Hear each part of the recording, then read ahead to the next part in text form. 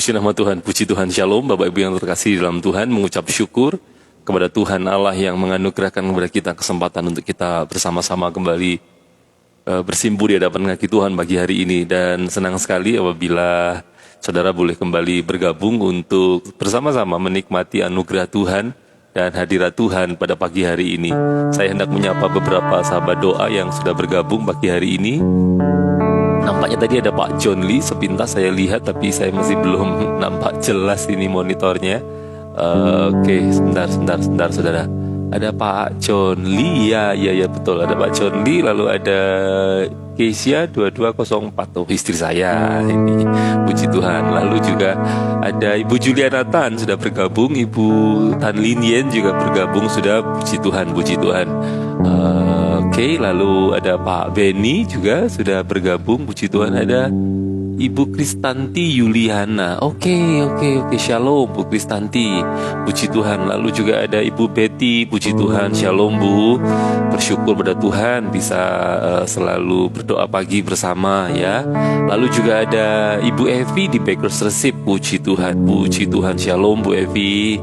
Demikian juga ada Ibu Gioksin, puji Tuhan. Lalu juga Ibu Hilda Winata. Kemudian ada Bro David Rindu yang ada di Kediri ya, terkenal dengan tahunya ya, tahu kuning ya kalau di Kediri itu ya, kalau saya tidak salah ya. Lalu juga ada Lisa _ Seria, puji Tuhan, ya, baik. Lalu ada Ibu Ani di Magelang, Sprekatun lokal ini. Lalu ada Ibu Lilisani Alis, puji Tuhan, Shalom Bu, puji Tuhan. Pak Jimmy juga sudah bergabung, demikian juga Ibu Dewi Kasurya. Oke, iya, oh baik, ini Ibu Kristanti, ya baik. Juga ada Ibu Lilis, puji Tuhan Bu, puji Tuhan. Ini join sendiri atau sama Pak Budi ya, puji Tuhan, salam saya untuk beliau. Lalu juga ada Ibu Lili sudah bergabung juga. Satu yang bergabung siapa sayang? Dr. Aan belum join ya ini ya. Yang biasa join awal itu mesti ingat ya. Lalu juga ada Ibu Febe Halim. Lalu juga ada, ya baik. Oke, baik. Ya, Pak Willy Sagita menyusul ya. Baik, Bapak Ibu yang dikasih Tuhan. Oh ya, Bu Nuga juga bergabung, baik. Kita akan memulai ibadah kita pagi hari ini. Mari tundukkan kepala dan kita akan sama-sama berdoa. Terima kasih Tuhan. Mari ambil waktu sejenak untuk kita siapkan diri kita menghadap pada Tuhan. Terima kasih Tuhan Yesus. Terima kasih Tuhan Yesus. Kami mengucapkan syukur kami kepada Tuhan, Allah kami yang begitu sangat amat baik dalam hidup kami, memelihara kami, memenuhkan kebutuhan kami, bahkan menata kehidupan kami. Bukan saja kehidupan kami, tapi bahkan kematian kami pun, semuanya di dalam genggam tangan kuasa Tuhan. Tidak ada sesuatu yang lebih membuat kami damai sejahtera selain daripada kami tahu bahwa hidup kami di dalam genggaman tangan kuasa-Mu ya Tuhan. Tangan yang paling aman untuk kami mempercayakan kehidupan kami. Dan kami bersyukur sekali bahwa Tuhan boleh izinkan kami untuk menyembah Tuhan, untuk menyerahkan hidup kami dalam tangan kuasa-Mu, untuk mengabdikan hidup kami hanya kepada Tuhan, bukan kepada diri kami sendiri. Sehingga biarlah setiap waktu dalam hidup kami rindu untuk memenuhkan apa yang Tuhan inginkan untuk kami lakukan demi kemuliaan nama-Mu di dalam kehidupan kami ini. Dan bukan rindu untuk memenuhkan apa yang kami inginkan tentang keadaan diri kami ini dan demi kepuasan kami sendiri, sebab kami ini milik-Mu Tuhan. Terima kasih Tuhan Yesus. Berkati setiap jiwa-jiwa yang pagi hari ini sudah ataupun akan bergabung. Biar Tuhan memelihara mereka semuanya Tuhan. Terutama juga Tuhan dewasakan kerohanian kami semuanya, supaya melalui penyembahan pagi ini maupun juga renungan firman yang terus kami dengar sama-sama, kami boleh ditambahkan pengertian iman kami dan ditambahkan pengetahuan firman kepada kami Tuhan. Terima kasih Tuhan Yesus. Di dalam nama Tuhan Yesus, Tuhan berkati hamba-Mu bersama dengan istri yang melayani, supaya segala sesuatu yang dilakukannya demi dan hanya untuk hormat dan kemuliaan nama Tuhan. Terima kasih Tuhan. Dalam nama Tuhan Yesus kami berdoa mengucap syukur. Haleluya. Amin. Terima kasih Tuhan. Terima kasih Tuhan. Thank you Tuhan. Saat indah ku berhadapan denganmu,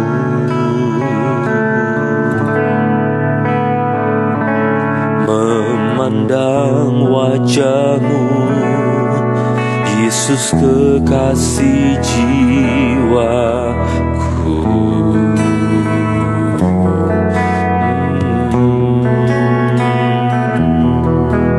Bawa daku erat dalam pelukan-Mu,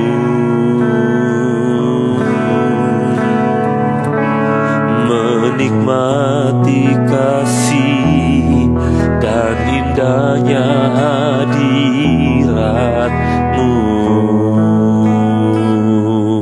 Pujikan sekali lagi. Saat indah, saat indah ku berhadapan denganmu, memandang wajah-Mu, Yesus kekasih jiwaku. Bawa daku erat, bawa daku erat dalam pelukan-Mu,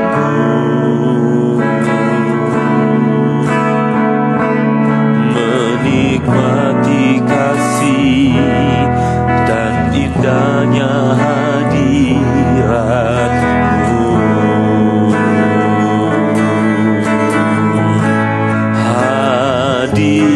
Hadirat-Mu Tuhan, ku rasakan kekudusan-Mu Bapa. Amin Tuhan, penuhiku, penuhiku.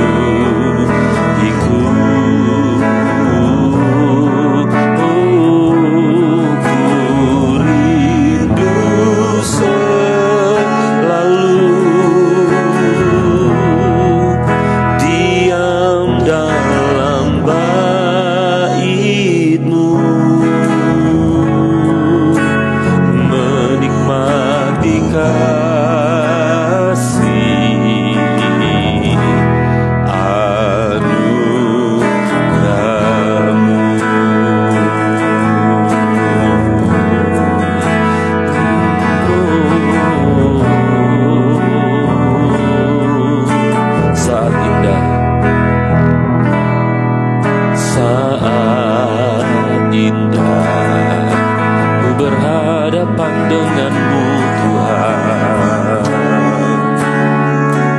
Mari sama-sama memujikan ini dengan lebih serius lagi, sungguh-sungguh di hadapan Tuhan. Wajah-Mu, Yesus kekasih jiwaku. Bawa daku erat, bawa daku dalam pelukan-Mu, menikmati kasih dan indahnya hadirat.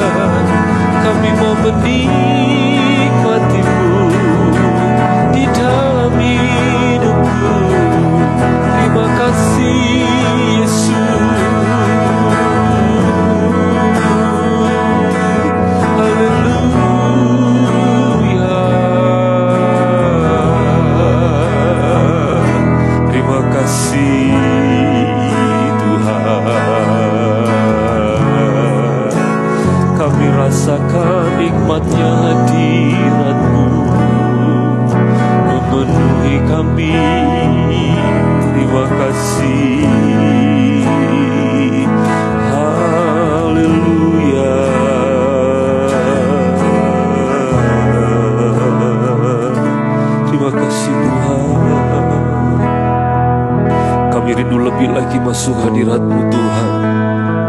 Kami rindu lagi menikmati anugerah-Mu Tuhan. Terima kasih. Thank you Tuhan. Tuhanku rindu masuk dalam hadirat-Mu. Jiwaku menanti, bawaku mendekat kepadamu dalam kemuliaan yang kudus. Mari pujikan dari awal. Tuhanku rindu, Tuhanku rindu masuk dalam hadirat-Mu. Jiwaku menanti, bawa kami Tuhan mendekat kepadamu dalam kemuliaan yang kudus. Ku nanti Engkau Allah kuasa dalam kemuliaan yang kudus. Ku sembah,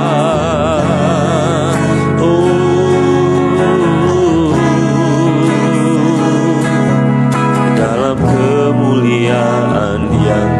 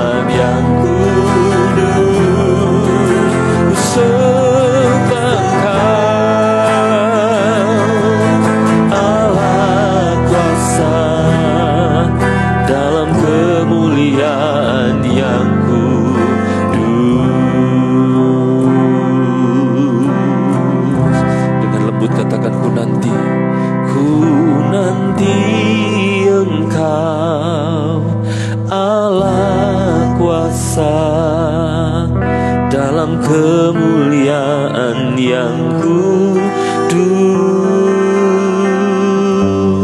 Ku sembah Engkau, Allah kuasa, dalam kemuliaan yang kudus.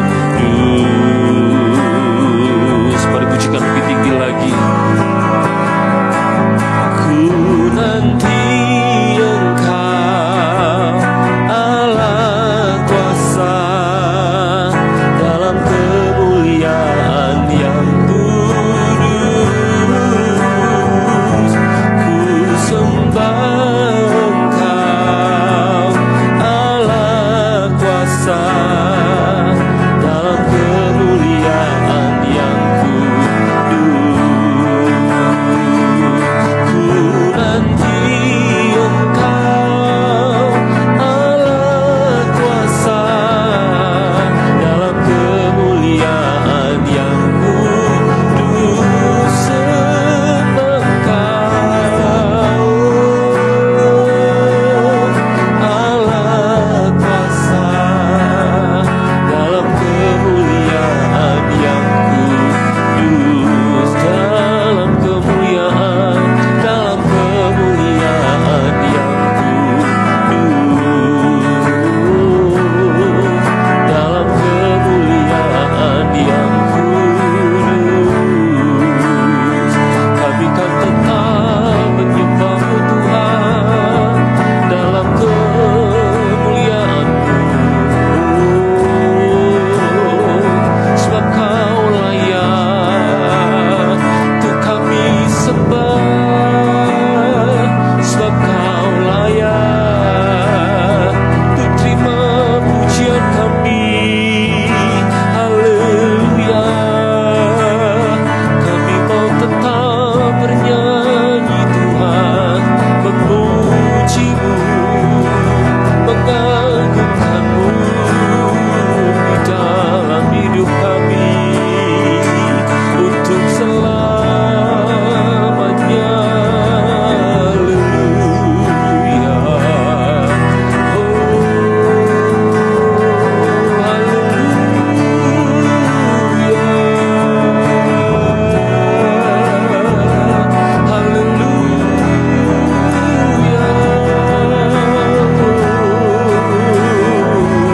terima kasih,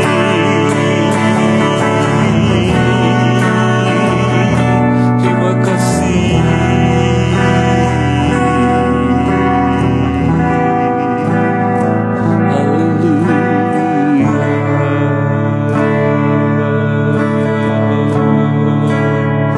Terima kasih.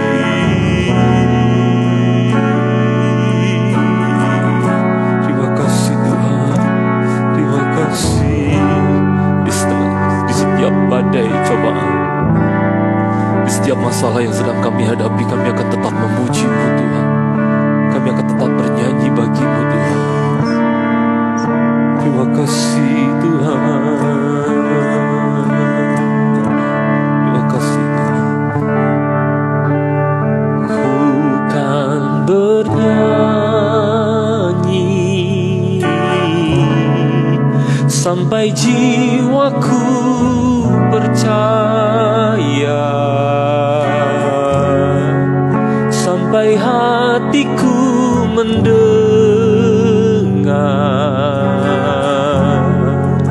lagu pengharapan.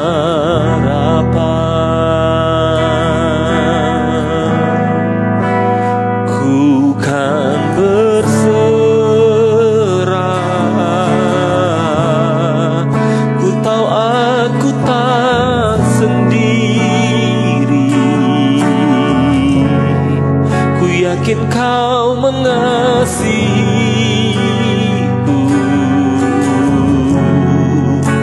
bahkan di dalam apiku tetap menyembah-Mu. Oh,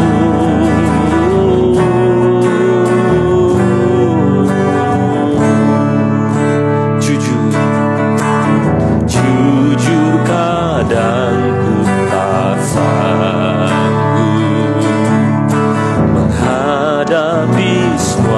bebanku,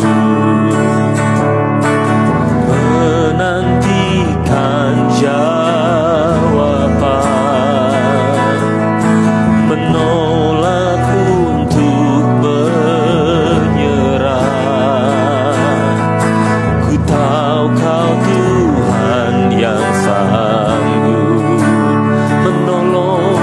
menolong dalam sesakku. Namun meskipun Kau belum, ku kan tetap menyembah-Mu. Ku kan bernyanyi sampai jiwaku percaya, sampai hatiku mendengar lagu pengharapan. Ku kan berserah, ku tahu aku tak sendiri. Ku yakin Kau mengasihiku, bahkan di dalam api pun ku kan menyembah-Mu. Ku kan bernyanyi sampai jiwaku percaya, sampai hatiku mendengar lagu pengharapan. Ku kan berserah, ku tahu aku tak sendiri. Ku yakin Kau mengasihiku, bahkan di dalam apiku ku kan menyembah-Mu. Mari pujikan sekali lagi. Ku kan bernyanyi, ku kan bernyanyi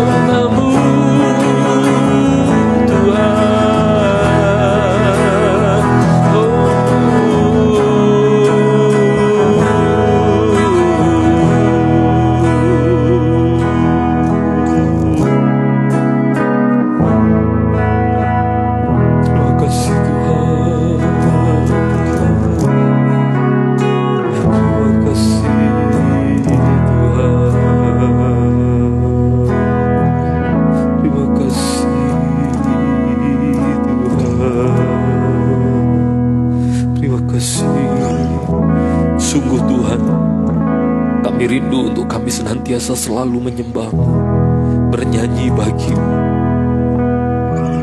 Bahkan di tengah badai, di tengah api sekalipun, kami mau tetap menyembah-Mu Tuhan, dan mengakhiri kehidupan kami ini hanya di dalam Tuhan. Terima kasih Tuhan. Thank you Tuhan Yesus. Hamba berdoa Tuhan untuk setiap orang-orang, sahabat-sahabat doa khususnya yang sedang di dalam badai pencobaan. Mereka yang mungkin secara langsung terdampak begitu signifikan oleh karena COVID-19 ini.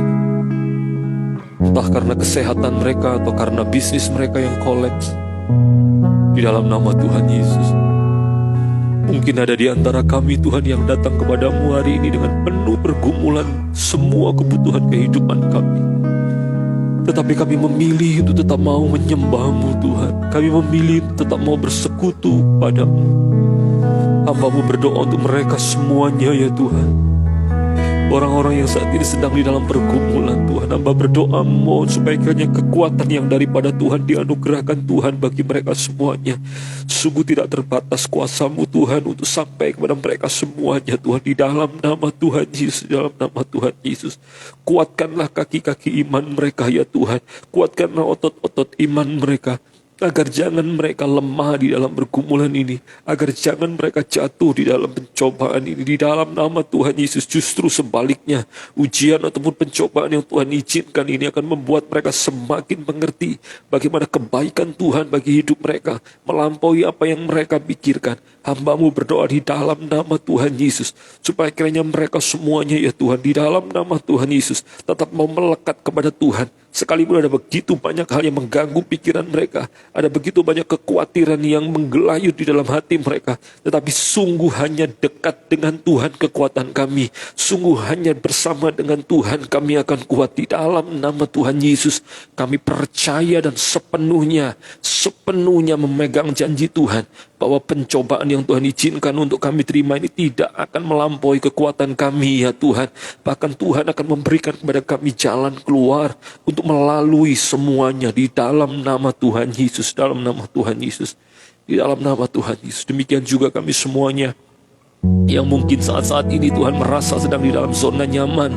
Tuhan tetap memberkati kami dengan kesehatan. Tuhan tetap memberkati kami secara finansial. Hamba-Mu juga berdoa Tuhan, memohon supaya jangan kiranya kami ini sampai takabur, kami ini sampai sombong, sehingga doa kami tidak sungguh-sungguh, seolah-olah besok kami akan tetap selamat, seolah-olah besok kami akan tetap baik-baik saja, seolah-olah besok harta kami akan tetap bertambah. Di dalam nama Tuhan, supaya kami tetap dengan sungguh-sungguh ya Tuhan, bersandar hanya kepada Tuhan, bukan dengan tabungan kami, bukan dengan jumlah deposito kami, bukan karena aset yang kami miliki. Di dalam nama Tuhan Yesus, biarlah Engkau yang menjadi tempat terutama bagi kami, untuk kami menyandarkan diri kami, agar jangan bangkit kecemburuan-Mu kepada kami ya Tuhan, sehingga Engkau mengambil semua yang telah Engkau berikan kepada kami, sampai kami menyadari hanya Engkau yang paling berharga. Sebaliknya hamba-Mu berdoa Tuhan, supaya kiranya di dalam nama Tuhan, setiap kami semuanya yang mungkin hari ini masih dalam keadaan sehat, dan bahkan juga Tuhan masih memberkati kami secara finansial, masih ada uang di tabungan kami, masih ada aset yang tertulis nama kami di atas surat-suratnya. Hamba berdoa, biarlah kami semuanya Tuhan tetap mengandalkan Tuhan di dalam nama Tuhan Yesus, dalam nama Tuhan Yesus. Sungguh dalam hitungan detik saja semuanya bisa berakhir, tetapi ketika kami memiliki Engkau, kami lebih daripada segala sesuatu. Bahkan Tuhan memberi kepada kami kemenangan demi kemenangan bersama dengan Tuhan. Di dalam nama Tuhan Yesus, dalam nama Tuhan Yesus. Terima kasih ya Tuhan Yesus, terima kasih Tuhan, terima kasih Tuhan. Kami menyadari bahwa hidup kami tidak akan selamanya ada. Apa yang kami rencanakan untuk minggu depan, mungkin saja kami tidak akan menjalaninya, karena mungkin umur kami tidak akan sampai di minggu ke depan ini. Apalagi kami merencanakan hal-hal yang lain di tahun-tahun berikutnya. Sungguh biarlah kami semuanya ini menyadari betapa rapuhnya kami ini Tuhan, betapa fragilnya hidup kami ini. Kami tidak berkuasa untuk menggerakkan jantung kami. Kami bahkan tidak berkuasa untuk menjaga kesehatan kami. sekalipun kami mengenakan semua hal yang harus kami lakukan. Namun nyata dan kami melihat begitu banyak orang yang ketika mereka justru menjaga begitu luar biasa kesehatan mereka, namun ternyata mereka juga tidak luput dari sakit, penyakit, bakteri, virus, dan yang lain-lainnya. Meski demikian kami akan tetap melakukannya ya Tuhan. Melakukan apa yang harus kami lakukan sesuai dengan hikmat yang Tuhan berikan pada kami. Tapi di saat yang sama kami juga tidak menyandarkan diri kami dengan kemampuan kami untuk menjaga kesehatan kami. Sebab sungguh kami bahkan tidak berkuasa juga atas diri kami ini. Engkau yang berkuasa sepenuhnya atas kehidupan kami, semua bagian di dalam kehidupan kami, baik pekerjaan kami, baik bisnis usaha kami, pelayanan kami, maupun juga setiap jiwa-jiwa yang Tuhan percayakan untuk hamba-Mu layani, bahkan juga keluarga kami. Engkau sepenuhnya mengendalikan segala aspek dalam hidup kami ini Tuhan. Itu sebabnya ya Allahku, setiap pagi kami semuanya mau untuk mendekat kepada Tuhan. Tanda ketidakberdayaan kami tanpa Engkau, tanda butuhnya kami akan Tuhan, untuk memimpin, membimbing kami ya Tuhan, dalam setiap panggilan dan tugas yang harus kami lakukan selagi kami hidup di dunia ini. Kami butuh Tuhan di dalam pelayanan kami. Kami butuh Tuhan di dalam keluarga kami. Kami butuh Tuhan di dalam pekerjaan kami. Kami butuh Tuhan menyertai kami di setiap meeting-meeting yang harus kami lakukan. Kami butuh Tuhan untuk menuntun kami mengambil keputusan-keputusan hidup di dunia ini. Kami butuh Tuhan untuk kami berelasi dengan orang-orang lain maupun juga anggota keluarga kami. Kami butuh Engkau dalam semua detail hidup kami ya Tuhan. Kami butuh Engkau Tuhan. Seperti anggur yang hendak melekat kepada pokoknya, hamba-Mu butuh Tuhan sebagai sumber dari segala sesuatu yang mengalir bagi diri hamba-Mu dan seluruh sahabat-sahabat doa. Itu sebabnya setiap pagi kami mau datang di hadapan-Mu ya Tuhan. Kami tidak ingin menjadi orang-orang Kristen yang hanya datang kepada-Mu di saat kami terjepit, di saat kami tidak punya jalan keluar. Kami mau tetap bersandar kepada-Mu di tengah situasi yang baik maupun yang buruk, di tengah tawa maupun tangis, di segala musim hidup kami mau tetap bersama dengan Tuhan. Terima kasih Tuhan Yesus, terima kasih Tuhan. Terima kasih Tuhan Yesus. Pagi hari ini hamba-Mu berdoa menyebut beberapa nama sahabat doa Tuhan. Sekalipun setiap nama yang mungkin juga tidak kami sebutkan, Tuhan juga pasti akan memberkati mereka. Tapi hamba berdoa ya Tuhan Yesus untuk Pak Steve, Tuhan memberkati. Demikian juga untuk Ibu Sandra. Demikian juga hamba-Mu berdoa untuk Ibu Ruth dan juga Pak Wijaya. Hamba-Mu berdoa untuk Ibu Feni juga, Tuhan Yesus memberkati. Mungkin beliau juga masih tetap dalam keadaan puasa, diberkati kiranya beliau dengan kesehatan yang sempurna dari Tuhan di dalam nama Tuhan Yesus. Paru-parunya Tuhan jagai, jantungnya Tuhan jagai, segala organ-organ tubuhnya Tuhan jagai seperti sedia kala di dalam nama Tuhan Yesus. Kiranya kesehatan yang dari Tuhan dianugerahkan Tuhan kepada Ibu Feni. Demikian juga mau berdoa untuk Ibu Hilda Winata. Demikian juga mau berdoa untuk Ibu Febe Halim juga Tuhan memberkati ya Tuhan. Tuhan berkati Ibu Gyoksin. Demikian juga mau berdoa untuk Ibu Desi Rianti. Tuhan juga memberkati di dalam nama Tuhan Yesus. Mau berdoa juga untuk Ibu Ani yang ada di Magelang. Tuhan Yesus juga memberkati. Ibu Fung juga terus-menerus Tuhan Yesus memberkati dalam nama Tuhan Yesus. Hamba mau berdoa untuk Pak Beni, Tuhan memberkati. Pak Willy, Tuhan memberkati. Pak Tigor, Tuhan memberkati di dalam nama Tuhan Yesus. Dalam nama Tuhan Yesus. Demikian juga hamba mau berdoa untuk setiap sahabat-sahabat doa yang baru saja bergabung. Tuhan Yesus terus memberkati mereka semuanya. Ibu Betiko, Tuhan jagai, Tuhan berkati ya Tuhan dimanapun beliau berada. Diberi kesehatan senantiasa di dalam nama Tuhan Yesus. Damai sejahtera Tuhan juga bernaung di dalam dirinya Tuhan. Demikian juga seluruh keluarganya hamba-Mu berdoa Tuhan di dalam nama Tuhan Yesus. Dalam nama Tuhan hamba-Mu juga berdoa mengingat Tuhan sahabat-sahabat kami yang lainnya yang ada di Jakarta. Tuhan memberkati Ibu Julia Nathan maupun juga Tuhan memberkati Ibu Ong Susan yang sekalipun tidak bergabung, tapi kami percaya Tuhan beliau cinta mengasihi Tuhan sehingga pasti pemeliharaan Tuhan juga ada bagi beliau. Demikian juga hamba-Mu berdoa ya Tuhan untuk Ibu Ebi Guna.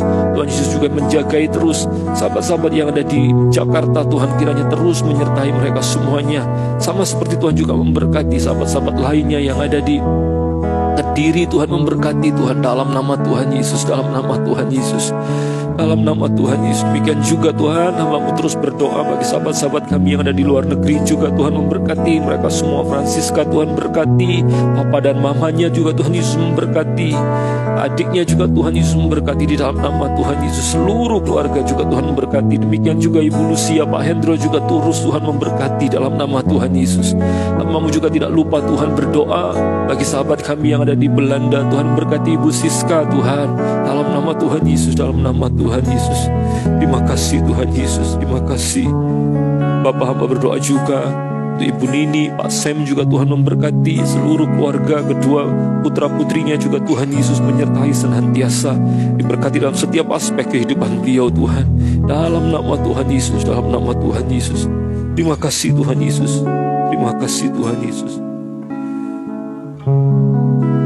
Terima kasih Tuhan Yesus. Pagi hari ini kami juga rindu untuk bersyafaat bagi setiap tetangga-tetangga kami, lingkungan kami, mereka semuanya ya Tuhan, yang mungkin setiap pagi juga mendengar kami memuji Tuhan. Hamba-Mu berdoa supaya Tuhan juga memberkati mereka semuanya. Bahkan Tuhan bekerja melalui apa yang hamba-Mu lakukan ini, supaya kiranya tetangga-tetangga kami juga menerima berkat yang daripada Tuhan. Hamba berdoa untuk mereka semuanya ya Tuhan, supaya kiranya dijauhkan dari mereka hal-hal yang membahayakan hidup mereka. Diberkati kesehatan mereka semuanya. Biar kami boleh hidup dengan rukun, dan keberadaan hamba-Mu di lingkungan hamba-Mu juga Tuhan memberkati. Demikian juga seluruh sahabat-sahabat doa dengan setiap tetangga mereka, kanan kiri muka belakang. Tuhan memberkati mereka semuanya ya Tuhan. Terima kasih Tuhan Yesus, terima kasih. Demikian juga hamba-Mu berdoa Tuhan untuk saudara-saudara kami yang secara khusus umat muslim yang sedang berpuasa. Tuhan memberkati. Jika Tuhan izinkan, biarlah Tuhan memberi cuaca yang tidak terlalu panas terik Tuhan,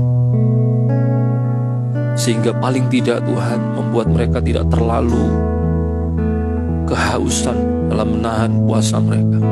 Tapi lebih daripada itu, biarlah setiap mereka semuanya melalui puasa ini justru semakin menyadari bahwa ada hal yang jauh lebih penting ketimbang makan dan minum yang mereka tahan, yaitu bagaimana setiap orang yang berpuasa harus menahan nafsu kedagingannya, nafsu keduniawiannya. Di saat yang sama semakin mendekatkan dan melekatkan diri kepada Tuhan. Hamba berdoa ya Tuhan, anugerah Tuhan bisa nyata bahkan ketika mereka sedang mengejar, berusaha menggapai kekudusan mereka. Menyadarkan kepada mereka bahwa kekudusan hanya berasal daripada Tuhan. Hamba mau berdoa Tuhan Yesus, supaya hidup damai, sejahtera, rukun, saling menghormati, saling menghargai, bahkan saling mendukung satu dengan yang lain, biar terjadi antara setiap umat beragama di Indonesia ini, sehingga kami boleh hidup di bangsa yang aman, yang tentram, yang nyaman. Hamba mau berdoa ya Tuhan, untuk kelompok-kelompok yang mungkin sedang merorong wibawa pemerintah, ataupun juga untuk kelompok-kelompok intoleran. Tuhan, hamba mau berdoa supaya kiranya Tuhan menggagalkan setiap rencana-rencana mereka ya Tuhan, dan diberikan kiranya kepekaan kepada seluruh anggota keamanan, baik itu dari Polri maupun TNI, Tuhan Yesus, supaya kiranya Tuhan pakai mereka juga untuk menggagalkan Tuhan rencana-rencana jahat yang mungkin sedang mereka rancangkan. Pengeboman di markas-markas Polri maupun juga di gereja-gereja ataupun di tempat-tempat yang lain, dalam nama Tuhan Yesus, dalam nama Tuhan Yesus, dan semuanya itu Tuhan jauhkan dari bumi kami Indonesia ini ya Tuhan. Terima kasih Tuhan Yesus, terima kasih Tuhan Yesus. Bapak Ibu yang dikasihi Tuhan, mari ambil waktu untuk saudara berdoa secara pribadi kepada Tuhan.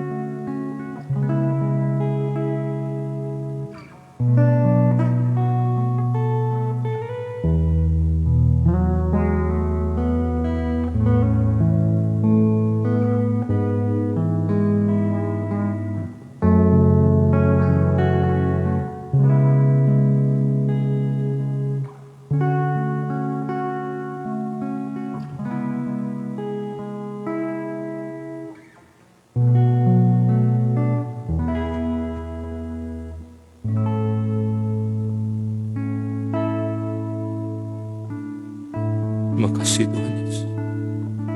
Terima kasih. Melampaui semua kekhawatiran kami, melampaui semua ketakutan kami tentang apa yang mungkin sedang kami jalani, kami percaya semuanya pasti akan baik ya Tuhan. Kami percaya itu, kami percaya Tuhan. Kami mau lebih percaya kepada firman-Mu dibandingkan dengan pikiran ataupun perasaan kami yang sedang khawatir.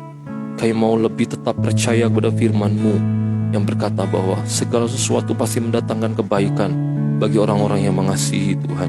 Dan kami ini mengasihi Tuhan, sehingga kami percaya tidak mungkin Tuhan melakukan kepada kami sesuatu yang hendak menjatuhkan kami. Kalaupun Tuhan mengizinkan kami melalui sesuatu hal, pasti oleh karena alasan yang baik Tuhan mengizinkan hal itu terjadi, yaitu mendatangkan kebaikan, mendatangkan kemuliaan bagi nama Tuhan di dalam kehidupan kami. Terima kasih Tuhan Yesus. Sebentar lagi kami akan belajar firman-Mu ya Tuhan. Diberkati kiranya hamba-Mu dalam penyampaiannya, supaya bisa menyampaikan dengan tepat waktu dan dengan kalimat-kalimat yang mudah dimengerti. Demikian juga hamba-Mu berdoa untuk setiap sahabat doa mereka semuanya, biar membuka pikiran hati mereka untuk mereka belajar kebenaran firman Tuhan sesuai dengan bagaimana Alkitab menyatakannya kepada kami. Terima kasih Tuhan. Dalam nama Tuhan Yesus kami berdoa mengucap syukur. Haleluya. Amin, amin. Puji Tuhan, puji Tuhan, puji Tuhan, puji Tuhan, puji Tuhan. Shalom, Bapak Ibu yang terkasih di dalam Tuhan Yesus, mengucap syukur karena kasih Tuhan kita boleh kembali bersama-sama untuk memuji dan menyembah Tuhan. Puji Tuhan, puji Tuhan. Ada beberapa sahabat doa yang sudah bergabung juga di sesi pemberitaan firman ini ya. Kalau di monitor saya ada, saya lihat Windy, oh ya, puji Tuhan, Windy ya, sama Samuel ya. Tuhan Yesus memberkati ya. Tuhan Yesus juga memberkati kehamilannya ya, babynya yang masih ada di kandungan. Kiranya Tuhan memberkati, diberikan kekuatan, diberikan anak yang baik ya. Kalaupun cowok ya ganteng seperti papanya, kalau cewek ya cantik seperti mamanya. Puji Tuhan, puji Tuhan. Lalu juga ada Ibu Elin ya, puji Tuhan. Lalu juga ada ya Ibu Lilis, ini 3850 ya kalau saya tidak salah lihat. Baik-baik, untuk semuanya saya mengucapkan selamat pagi, shalom Bapak Ibu. Walaupun saya tadi tidak melihat Dr. Aan join apa enggak. Kalau Pak Arfan rasanya tadi sepintas saya lihat join ya waktu saya lihat ini teks pujiannya. Baik, Bapak Ibu, kemarin kita sudah belajar tentang ini ya, tentang bahwa roh orang yang mati itu tidak gentayangan dulu ya, 40 hari gitu ya, seperti kepercayaan suku begitu ya, tidak begitu. Walaupun mungkin mereka mempercaya begitu ya toh. Masing-masing orang di dalam membangun kepercayaannya. Oh iya, ini Dr. Ani Kurnia join sudah ya, puji Tuhan. Walaupun memang masing-masing orang itu punya ini struktur kepercayaan ya. Baik itu didapatkan dari pengajaran orang tua ya toh, sehingga kemudian membuat dia mempercayai sesuatu hal. Dan memang apa yang kita percayai bisa saja nampak real gitu loh. Contoh misalnya ya, contoh. Bahkan kalau kita percaya kepada hal-hal yang bersifat mitos, itu pun bisa nampak real. Misalnya ya saudara pernah dengar nama Nyi Roro Kidul? Pernah nggak? Pernah ya? Nah, kira-kira Nyi Roro Kidul itu ada atau enggak ya saudara? Bagi orang yang mempercayai sosok itu ada ya. Entah sosok itu adalah sosok mitologi atau misalnya bahwa dulu memang pernah ada orang atau seorang putri begitu ya yang kemudian hidup dan kemudian disebut dengan nama Nyi Roro Kidul itu misalnya dalam prosesnya. Tapi entah seperti apa legendanya ya. Nampaknya memang kita harus akui juga tidak ada seorang pun yang ketemu dengan sosok ini, yang melihat sosok ini. Kalaupun ada nampak penglihatan-penglihatan ya, itu pun bersifat subjektif dan pasti juga dalam dimensi supranatural gitu. Jadi entah memang ada atau tidak, bahwa apa yang kita lihat juga belum tentu beneran sosok itu. Apalagi kalau dalam teologi Kristen justru orang yang rohnya orang yang mati ya tidak mungkin gentayangan kan begitu ya. Tetapi anyway orang bisa percaya itu dan kita tidak perlu terlalu repot, tidak perlu terlalu menentang atau bersikap ofensif terhadap hal-hal seperti itu. Tidak apa-apa, orang punya kepercayaan sendiri kok. menurut saya bikin jadi orang Kristen juga harus bijak ya. Kalau misalnya orang tua saudara ya, misalnya masih punya keris dan yang lain-lain, ya saudara tidak perlu bilang, "Loh, Bapak yuk percaya keris-keris yo, apa sih Bapak? Sudah zaman 4.0."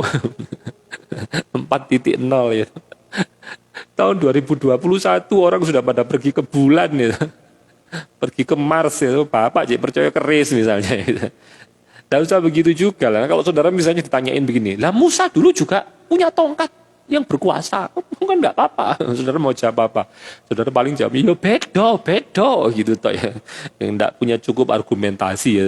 Kalaupun punya cukup argumentasi juga menurut saya kita perlu untuk menghormati ya, menghormati kepercayaan orang lain. Itu perlu, bukan hanya soal kepercayaan suku, tapi juga iman yang lain. Kita perlu menghormati. Saya ini satu-satunya masih yang baru satu-satunya ya. Semoga nanti keluarga saya yang lain juga ini ya menerima Yesus Kristus sebagai Tuhan dan Juru Selamat. Setiap kali mereka datang, saya buka kamar saya. Kalaupun misalnya adik-adik saya mau sembahyang, gitu, saya persilakan tuh. Kadang-kadang malah tak tawarin ini baju yang apa ya, yang baru gitu. Menurut saya, saya juga masih ini ada sajadah gitu ya. Seperti karpet kecil gitu ya, yang dulu awal-awal doa pagi itu saya pakai. Dulu awal-awal doa pagi kan saya di bawah duduknya ya, masih pakai ini ya peralatan yang ala kadarnya karena ya masih itu ya, yes itulah. Pokoknya saya punya karpet gitu ya, saya pakai. Saya izinkan mereka untuk saya tawarkan kadang-kadang gitu. Jadi itu bentuk kita menghormati ya, menghargai begitu loh. Jadi toleransi itu penting, walaupun di dalam toleransi tidak harus kompromi ya, begitu ya. Tentu ada bedanya antara toleransi dan kompromi. Nah, anyway, saudara, mengenai apa yang akan kita bicarakan ini adalah bahwa semua orang punya sistem kepercayaan. Bahkan orang-orang Kristen pun itu di dalam hal mengenal doktrin atau belajar doktrin itu bisa berbeda-beda, dan tidak ada masalah sebetulnya. Selagi memang dalam doktrin-doktrin utama kita sepakat gitu loh. Jadi maksud saya begini loh, di dalam doktrin Kristen itu ada main circle-nya saudara, yang itu tidak boleh berbeda. Contoh ya, kita sepakat bahwa Yesus Kristus itu adalah Tuhan dan Juru Selamat. Itu kita harus sepakat tuh. Begitu. Kita sepakat bahwa Allah kita itu 3 pribadi, 1 hakikat.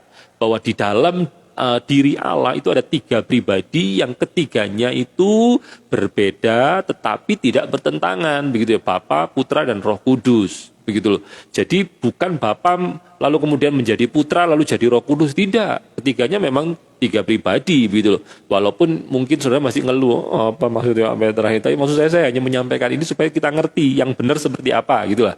Gitu. Lalu kemudian kita juga percaya bahwa Alkitab itu sepenuhnya firman Allah. Jadi Alkitab adalah firman Allah, bukan berisi firman Allah. Tentu ada bedanya ya. Kalau berisi itu berarti sebagian isinya firman Allah, yang lain bukan, gitu misalnya ya. Kita harus sepakat setidaknya tentang 3 hal itu ya, bahwa Tuhan Yesus itu sepenuhnya manusia, juga sepenuhnya dia Allah. Itu kita harus sepakat, dan itu hal-hal yang memang tidak boleh berbeda. Tetapi soal hal-hal yang lainnya kita bisa saja berbeda. Contohnya tentang apa yang sedang akan kita bahas beberapa hari ini. Apakah misalnya roh orang yang mati itu kembali kepada Tuhan langsung? Lalu kalau kembali posisinya di mana? Nah, ini yang akan kita bahas hari ini. Apakah dia ini berada di Seoul atau Hades? Ataukah dia ini ditempatkan di Firdaus, yaitu tempat penantian seperti yang dimengerti beberapa orang, begitu ya? Atau mereka itu langsung ke surga atau ke neraka? Lalu apa sebetulnya Seoul atau Hades itu? Apa sih sebetulnya Firdaus itu? Nah, saudara, kita akan mempelajari ini ya beberapa hari. Dan seingat saya sedikit beberapa waktu yang lalu ya, itu walaupun hanya di kolom komentar, Pak Jimmy Lauren juga menambahkan ini, apa itu pengertian teologi beliau gitu ya. Tapi tidak masalah, kita akan melihat bagaimana firman menjelaskan kepada kita. Dan sekali lagi ya, being different, menjadi berbeda itu tidak selalu harus tidak bisa sejalan gitu, tidak bisa berjalan selaras, tidak selalu begitu. Kecuali untuk hal-hal yang tadi saya sebutkan ya, dalam doktrin-doktrin utama memang kalau kita berbeda tidak mungkin kita sejalan. Contoh, ada orang yang tidak percaya bahwa Yesus itu Tuhan, misalnya kayak saksi Yehova gitu ya. Mereka percaya bahwa Yesus itu semacam Tuhan kecil gitu ya, yang diberi kuasa tapi tidak sama dengan kuasanya Bapa di surga gitu. Nah, itu tentu saja berbeda. Lah kalau sudah seperti itu ya kita tidak mungkin sejalan gitu, Saudara. Tidak mungkin gitu ya. Tapi untuk hal-hal yang lainnya tidak ada masalah, karena bahkan dalam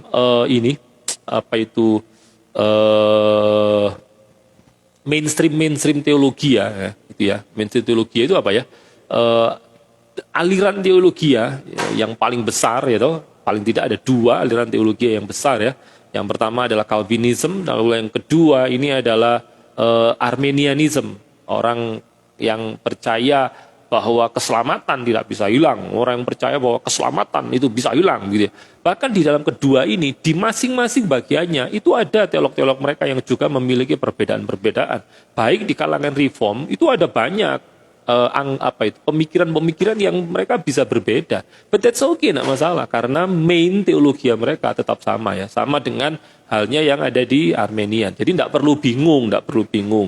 Dalam hal-hal yang bersifat penafsiran kita bisa berbeda, tapi dalam doktrin-doktrin utama kita harus tetap sama. Nah, kita akan belajar 3 menit ini, Saudara ya. Kita berusaha untuk ini ya supaya tidak terlambat, tentang di mana posisi atau roh orang yang sudah mati. Kemarin kita sudah belajar bagaimana bukti-bukti Alkitab memberitahu kepada kita bahwa orang yang sudah mati itu tidak 40 hari ada di bumi seperti Yesus, tidak begitu ya. Kita kemarin sudah belajar bahwa mereka semuanya itu, orang-orang yang telah mati itu langsung kembali kepada Allah yang mengaruniakan rohnya. Nah, pertanyaannya, kalau sudah kembali begitu ditaruh di mana nih sama Tuhan?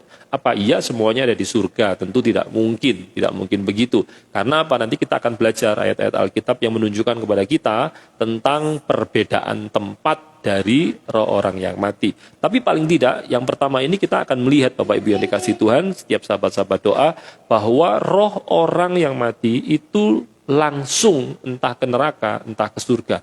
Apa landasan argumentasinya ini? Perhatikan baik-baik. Saudara, ada orang-orang yang percaya bahwa orang yang mati itu ada di intermediate state. Apa itu intermediate state? Itu adalah tempat penantian, di mana di tempat itu adalah tempat netral. Orang percaya ada di sana, orang tidak percaya ada di sana. Tempatnya netral. Ada yang berkata bahwa Hades atau Seoul dalam bahasa Ibrani itu adalah tempat yang netral. Nah, di situ semua orang dikumpulkan sampai nanti penghakiman kekal. Begitu sudah dihakimi masing-masing, baru nanti Petra iki di surga, ya toh.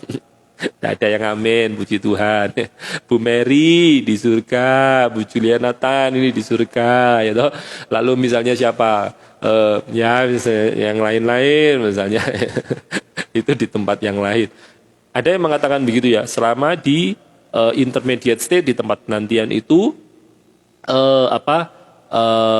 nunggu sampai penghakiman, begitu ya. Tetapi apakah betul bahwa Seoul atau Hades itu merujuk kepada tempat penantian yang netral? Kita akan melihat beberapa hal. Yang pertama, bahwa kata Seoul atau dalam Yunani Hades itu ya, itu dipakai di Alkitab, khususnya kalau kita lihat di dalam Perjanjian Lama, itu merujuk kepada 3 hal ini. Yang pertama adalah dunia orang mati, ya, dunia orang mati. Itu bisa kita lihat di Kejadian. Coba lihat di Kejadian pasalnya yang ke-37. Nah, ini pertama kali ya sebetulnya kata Seoul itu muncul yang merujuk kepada dunia orang mati. Kejadian pasal yang ke-37, dan kalau ini pasal 37 ya kira-kira saudara ngerti lah ini kisah tentang siapa ya. 37 itu kan mulai awal-awal membahas Yusuf. Coba lihat ya, Kejadian 37 ayatnya yang ke-35. Demikian bunyi firman Tuhan.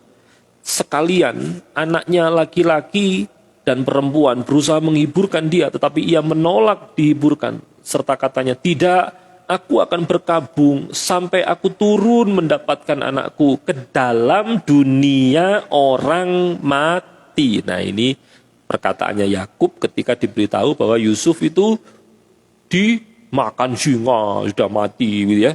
Tidak, aku akan berkabung sampai aku turun mendapatkan anakku ke dalam dunia orang mati. Nah, Kejadian pasal 37 itu mengisyaratkan pertama kali kata Sheol ini dipakai ya, yang menunjuk kepada dunia orang mati. Dunia orang mati itu apa? Ya tempat di mana orang-orang mati berada, alam bawah.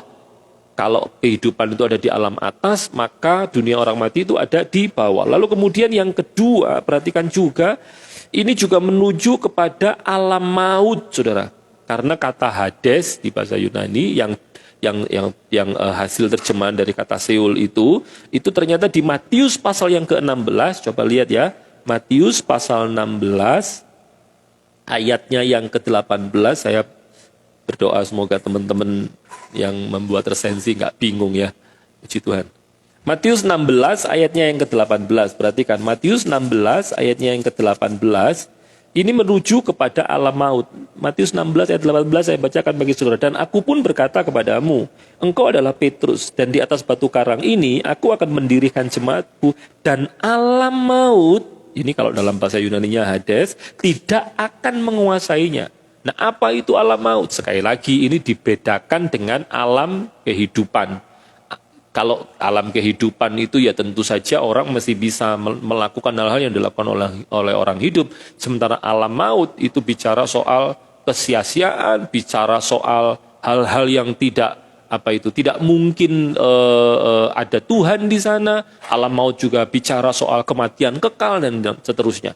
Jadi rupanya Bapak Ibu yang dikasihi Tuhan, kita bisa melihat bahwa Sheol atau Hades itu rupanya dari dua ayat ini setidaknya tidak menunjuk kepada tempat yang netral, tetapi rupanya ada banyak sekali ayat-ayat Alkitab, terutama di PL gitu ya, itu yang merujuk kepada neraka. Meskipun dalam studi yang lebih mendalam itu tidak selalu bicara soal neraka, sebab kata Sheol itu juga kadang-kadang dipakai untuk menyebut langit. Kata Sheol itu juga bisa dipakai untuk bahkan tempat selain neraka, memang. Tetapi ada lebih banyak ayat yang bicara bahwa seolah-olah itu menuju atau merujuk kepada neraka. Yang berikutnya ini yang terakhir. Kata Sheol atau Hades itu di dalam Wahyu pasal yang pertama itu merujuk kepada kerajaan maut. Wahyu pasal 1 ayat 18. Ini ayat yang terakhir di dalam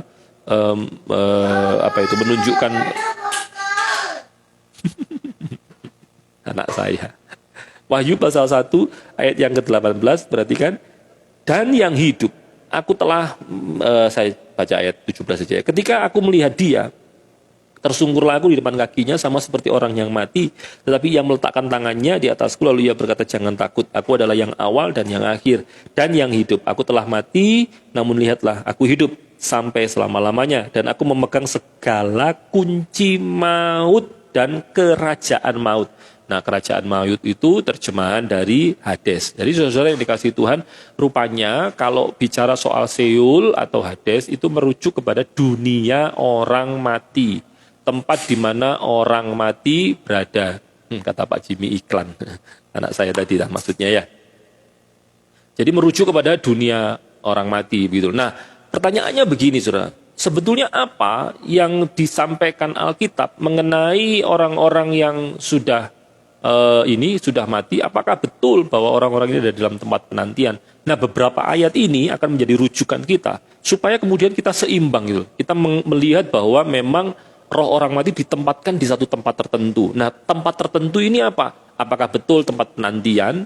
Apakah ternyata itu adalah langsung surga atau neraka? Nah, kita akan melihat ya rujukan-rujukan ayat yang lain sehingga kita bisa lebih komprehensif dalam melihat ini. Coba sudah perhatikan ya.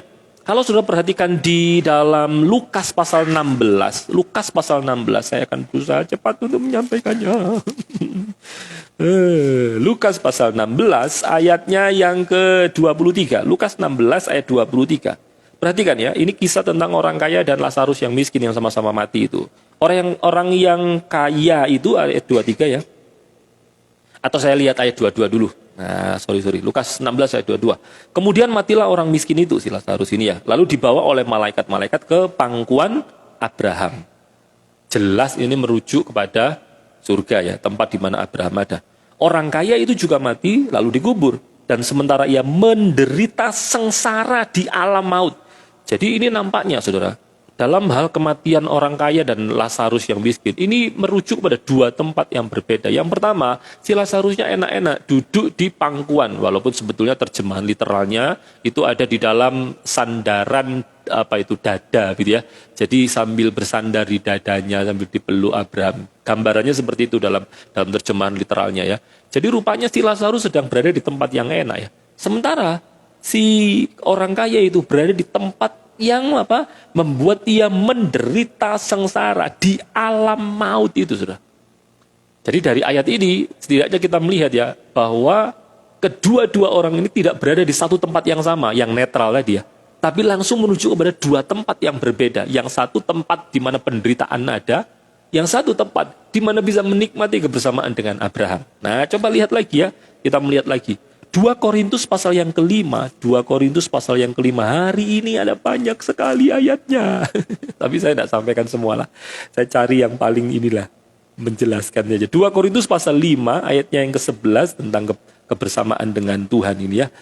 Lihat 2 Korintus pasal 5 ayat yang ke-11. Kami tahu apa artinya takut akan Tuhan, karena itu kami berusaha meyakinkan orang. Bagi Allah, hati kami nyata dengan terang, dan aku harap hati kami nyata juga demikian bagi pertimbangan kamu. Coba lihat ya 2 Korintus pasal 5, bukan ayat 11, ayat yang pertama, 2 Korintus pasal 5 ayat yang pertama.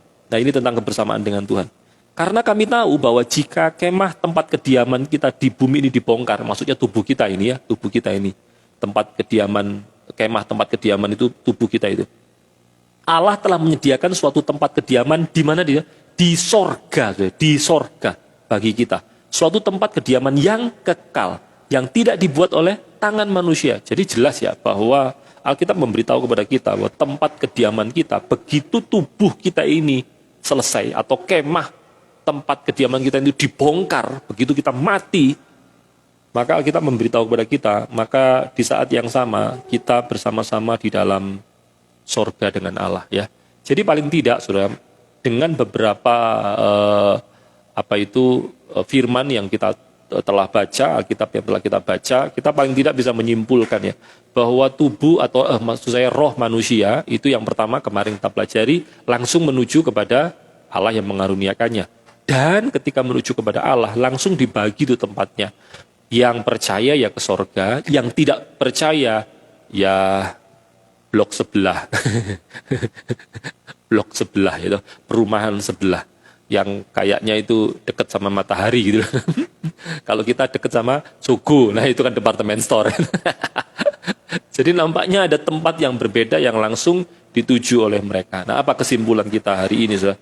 Yang pertama, Bapak Ibu yang dikasihi Tuhan, Seoul atau Hades itu tidak selalu menuju kepada suatu tempat di mana itu berarti tempat penantian, tidak ya. Tetapi itu juga berarti tempat di mana dipakai sebagai istilah untuk merujuk kepada orang-orang yang telah mati berada di dalamnya. Lalu juga kita telah belajar bahwa kata Seoul atau Hades itu bisa diartikan kuburan atau bahkan juga bisa diartikan neraka. Kalau kita lihat dalam Mazmur pasal 9 ayat 18, ini saya catat tapi saya tadi tidak sampaikan.